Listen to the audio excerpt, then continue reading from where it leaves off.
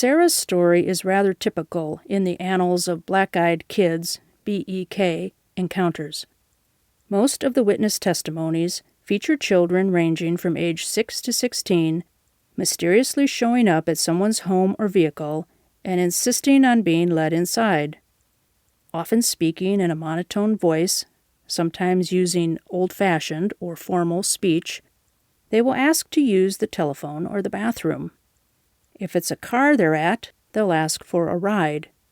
Refuse them, and they'll get more verbally forceful, pleading that they must come in, they need to come in, that it's an emergency of some sort.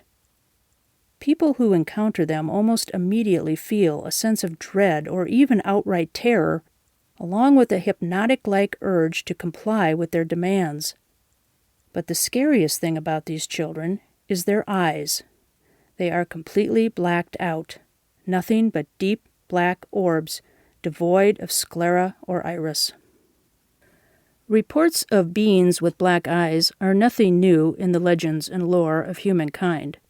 But the torrent of black-eyed kid encounters that have been recorded over the last few decades are unique, both for their similarities and for their level of creepiness.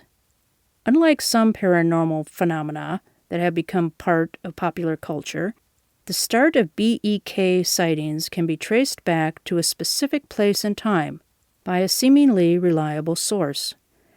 Journalist Brian Bethel, a reporter for the Abilene Reporter News, had something incredible happen to him in 1996 and wanted to write about it yet not lose his credibility. So he posted his story on an internet group site.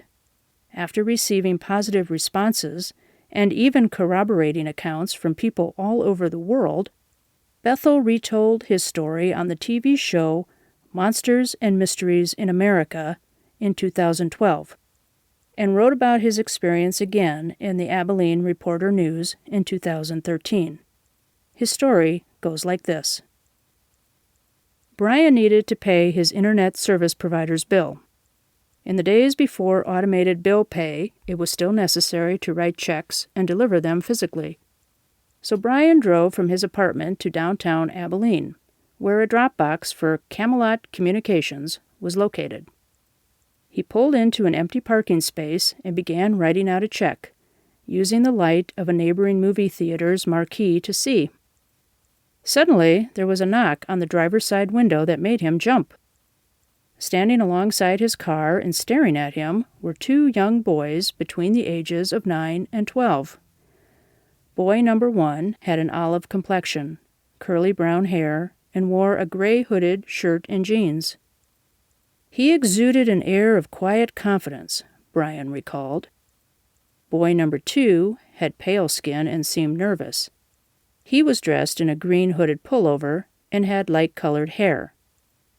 Brian's first thought was that they were a couple of homeless kids who were going to hit him up for money. But then the air changed, and Brian felt this overwhelming sense of fear and unearthliness overtake him. Boy number 1 smiled, which for some reason sent a chill up Brian's spine. Nonetheless, Brian rolled the window down and asked, "Yes?" Still smiling with very white teeth showing, the boy answered, "Hey, mister, we have a problem. My friend and I want to see a film, but we forgot our money. We need to go to our house to get it. Want to help us out?" In his job as a reporter, Brian had interacted with many kids over the years. What struck him about this one was not only his calm and unwavering diction, but primarily his adult-like boldness that Brian had to admit had a certain seductive quality to it. He fumbled with a response. Well... That response didn't appear to set well with the boys. They seemed perturbed, as if Brian should have opened the car door by now. The older one pressed again. "Come on, mister. We just want to go to our house, and we're just two little boys."